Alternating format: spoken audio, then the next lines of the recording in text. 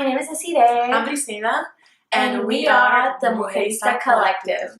Today we're going to be talking about anti-Blackness in the Latinx communities. As Muxeristas, we feel like it's important to have these discussions because these are things that affect our lives as well.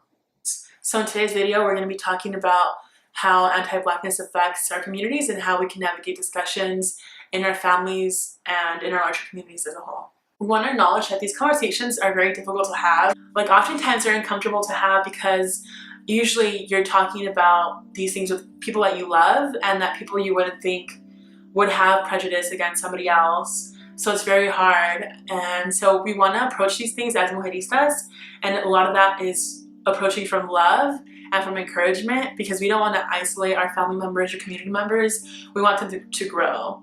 We don't want them to feel guilty, because guilt isn't an emotion that you can use for liberation. I think we have to, do so lovingly and not causing guilt necessarily, but just creating opportunities for growth.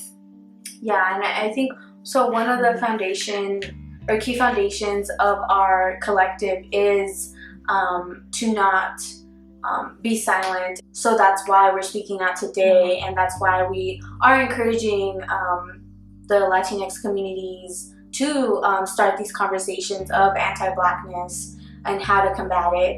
It's important to talk about how people in the Latinx community are multicultural, multi-ethnic. So there are Black Latinx people. So when we have these conversations, it's important to acknowledge that, because a lot of the times in our history books, at least as Chicanas, for parents who grew up in Mexico, you just assume that there's no Black Mexicanos, when that's not true.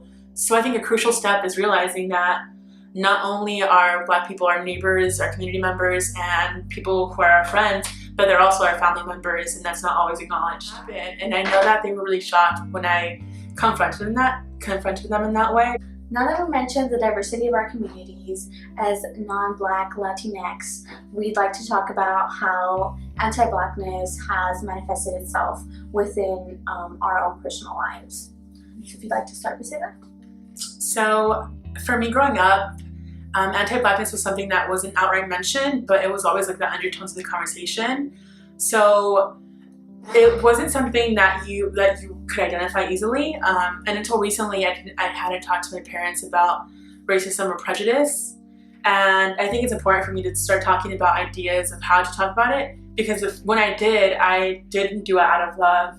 I did it out of surprise, because my parents made a comment that really caught me off guard about Black people, and I just didn't know that they had that prejudice, because we had never addressed it, and because it was always in the undertones of our conversations. So when I heard them make that comment, I was still reeling from what was happening with police brutality. So I was so shocked. I told my parents, you cannot be thinking that way, because I'm your daughter. I do work against that. So this cannot happen. It was done in a way that shocked them and hurt them, I think. Yeah. So it's definitely a very touchy subject, and one that you have to navigate, understanding your situation and understanding who your family is, and Yeah, I think I can relate, because it starts putting up walls, and it makes it even more difficult for when you when you actually learn how to start having those conversations in a loving way, in a more compassionate way, and they don't want to. They don't want to meet you where you're at. But from my personal experience, it started very early on when I was younger. So I had moved to Sacramento, and there was a lot of white folks where I moved, and the only people of color were Black folks, and I sort of gravitated towards them. And I don't really remember this, but my mom used to tell me how I used to play with them on the playground, and my dad would get really upset and tell me I don't want you hanging out with them, you can't play with them. And I didn't really understand it then, and just even growing up, the little whispers, you're saying, the undertones, it wasn't explicit, the anti-Blackness. And it wasn't until you really confront it that you understand there is that separation that your family makes between themselves and Black communities, and just even like the different stereotypes that they have of Black folks. And I think that's like been my personal experience. So now that we've talked about how anti-Blackness look like in our lives, we're going to talk about how to combat anti-Blackness. And we're still coming up with like different ideas about it, but we came up with 4 that we really liked. And the first one that we liked is by understanding our history and understanding that Latinidad is informed by African culture because of how the slave trade functioned, the diffusion of ideas in African diaspora, and food, music has influenced how our communities have, grown and how they were created. So like a lot of our music has the African drumming, a lot of our religions are sometimes influenced by African religions. So I think our first step is realizing how connected we are to Blackness, even if narratives have tried to whitewash or hide the Blackness of our communities. They're still present. Like just like they try to hide our Native American or Indio background, they're also trying to do that to the Blackness, especially with the idea of like the mestizaje and different ethnic or racial identities. So the first step is to understanding that Latinidad is influenced by African culture and Blackness. But at the same time, I do want to point out that like finding similarities isn't the only reason why you should care about the oppression and the murders of Black people. That's a way to make the connections to your own communities. Yeah. And so leading in with that, our second step is in embracing and supporting the Afro-Latinx communities, because a lot of times they aren't visible or talked about. And so recently I've been seeing a lot of videos about what it's like to be an Afro-Latina, and I think it's really important to embrace and support that and to acknowledge it as well. Yeah. Okay, and so the third thing would be educating. And so we mentioned this earlier, and I think this is like really what we've been saying the whole time, but the important component here is meeting your circle where they're at. And by circle, we're saying like family, friends, your abuelita, your tia, your apa, whoever you're talking to, and like really knowing their path, and by where they're coming from, I mean like their journey, their life journey. And I remember when we went to Voto Latino, somebody had said this, and they said, somebody had asked like, how do I have these conversations, like I want to take my parents to these social justice events, and I want to have these conversations, but my parents just don't get it. And this person was like, well, you know what? Do you understand what your parents have gone through, or your specific parent? And this person was like, I don't.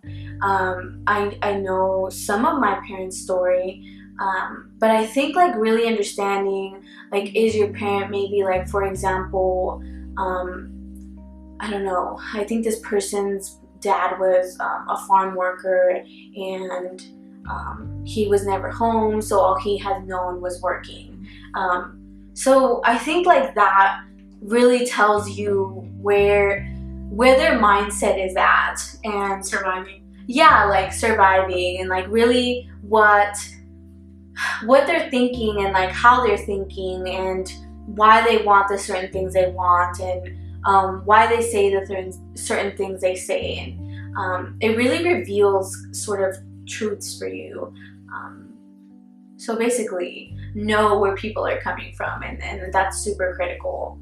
And also keep in mind that it's gonna be emotional labor to have these conversations. You want them to get it, and you want them to just say, yes, I'm not gonna be anti-Black anymore, and I'm not gonna do this or make these comments. But it's not gonna happen in one conversation, and they might get mad, or they might ignore you, or they might brush it off, or they might get it. You just don't know the outcome. But please be compassionate. Please be gentle with them, with yourself. This is never one conversation anywhere. with your close friends, family, or in any space. I mean, if it was, then we wouldn't be making this video. So I hope that it works out for you. With that being said, like our fourth step is finding content, creating content yourself that is more easily accessible than like having a conversation. For example, I know that recently we came across a letter writing campaign created by, I don't know, I know it was an Asian American person. I'm not sure who they were. Do you know? I believe her name was Christina, and we can link down to her Twitter page and to the Twitter page and the website that we found the letters to. So basically it was written in order to talk to your family about why Black Lives Matter and why it's important to stand with these communities when they're seeking social justice. And I know that so this letter writing campaign expanded to different languages, so it was like open to different people, so people started transcribing in different languages, and they also made a Spanish version that's actually really great, and I really enjoyed reading it, and I'm definitely going to share it with my friends and family because it's a way to tell them that this matters to you and is important. But if you can't navigate these conversations because of your personality or because you're not comfortable with it yet, you can use letter writing as a way to still get the message across, but do so in the way that you are comfortable with. Yeah, and I think like whatever way you can do it, it just plants the seed, you know? I think it's important to just do that, like plant the seed. It's like a way of breaking the ice. It's a way of resisting, and that's like what we're about. It's a way of breaking, I guess, like the norm or the way things have been sort of like moving. And that in itself is enormous. Like it's more than what has been done, and that is a huge accomplishment, and you should feel good about that. So if you don't change your parents' mind, or whoever you're trying to talk to, that's okay. And I mean, we want to combat this, but we understand that it's not going to happen overnight, as we mentioned, and sometimes it won't happen at all. But you attempting it and you trying, like, we understand that some people have high anxiety and sometimes can't do it at all. But in whatever way you can try and attempt it, we are proud of you and we love you for it. And so we'll leave in the description box below, as we mentioned, the person's name and links to the letters and Twitters and everything like that. And we'll also leave links to articles that you can read and different articles that we read that influenced this video. And our Facebook, Tumblr, and Instagram.